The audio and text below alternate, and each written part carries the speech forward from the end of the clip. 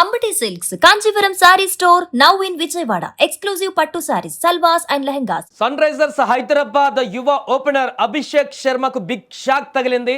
నిన్న మ్యాచ్ లో అద్భుత విజయాన్ని అందుకుంది సన్ రైజర్స్ టీం. మనందరికీ తెలిసిందే, కేకేఆర్ పైన 226 పరుగుల భారీ స్కోర్ ని చేసి openers Abhishek Sharma, Travis head మంచి ఆరంభాన్ని అందించడంతో భారీ టోటల్ ని సాధించిన తర్వాత ఆ యొక్క లక్ష్యాన్ని ఛేదించే క్రమంలో కేకేఆర్ ని కూడా బోల్తా కొట్టించింది ఎస్ఆర్ఎస్ టీం. అయితే ఈ నేపథ్యంలో రెండో మ్యాచ్లో ఫామ్లోకి వచ్చినటువంటి అభిషేక్ శర్మకి ఇప్పుడు భారీ షాక్ తగిలింది. ఐపీఎల్ నిర్వాహకులు అభిషేక్ శర్మకు జరిమానా విధించారు. కోల్కతా నైట్ రైడర్స్తో గురువారం ఈడెన్ గార్డెన్స్లో జరిగినటువంటి మ్యాచ్లో అభిషేక్ శర్మ అసభ్య పదజాలం వాడినందుకు అతనికి ఈ రకంగా జరిమానా విధించారు. మ్యాచ్లో 25% కోత విధించడంతో పాటుగా ఒక డిమెరిట్ పాయింట్ను కూడా జత చేశారు.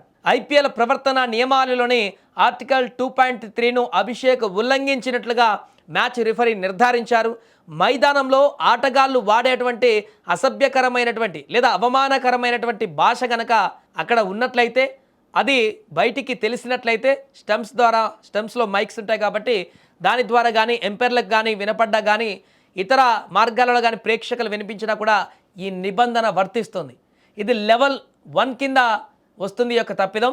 సో అభిషేక్ తన తప్పును అంగీకరించి మ్యాచ్ రిఫరీ విధించినటువంటి శిక్షకు కట్టుబడి ఉన్నాడని కూడా ఐపీఎల్ తాజాగా ఒక ప్రకటనలో తెలిపింది. లెవెల్ 1 ఉల్లంఘనకు మ్యాచ్ రిఫరీ నిర్ణయమే అంతిమమని స్పష్టం చేసింది. అయితే అభిషేక్ ఎందుకు అసభ్యంగా ప్రవర్తించాడనే దానిపైన ఐపీఎల్ ప్రకటనలో స్పష్టత ఇవ్వలేదు, ఎందుకు అతను ఆ రకంగా బిహేవ్ చేశాడనేది. కానీ తన వివాదాస్పద అవుట్ పట్ల, ఎందుకంటే అభిషేక్ శర్మ నిన్న ఒక క్యాచ్ ఇచ్చినప్పుడు అక్కడ క్యాచ్ పెట్టినటువంటి ఫీల్డర్ కరెక్ట్గా పట్టాడా లేదా అనేటువంటి సందేహాలు వ్యక్తమవుతూ ఒక కాంట్రవర్సీకి దారితీసింది ఈ యొక్క క్యాచ్.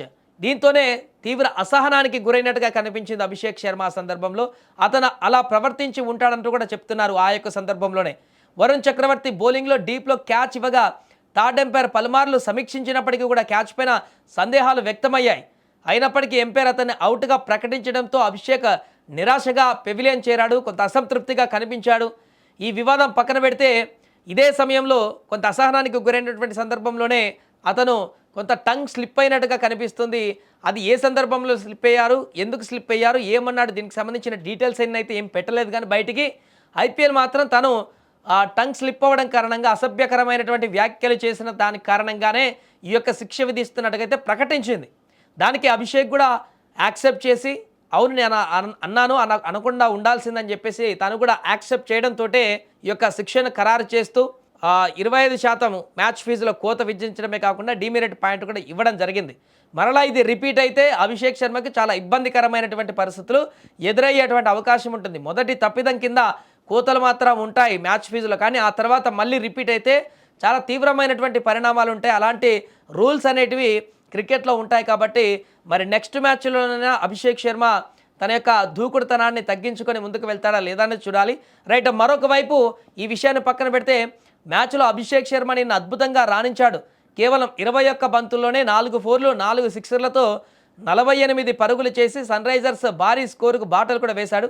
ఈ మ్యాచ్లో ఎస్ఆర్హెచ్ 226 పరుగులు చేసింది, మనందరికీ తెలిసిందే. లక్ష్య ఛేదనలో కేకేఆర్ 161 పరుగులే చేయగలిగింది.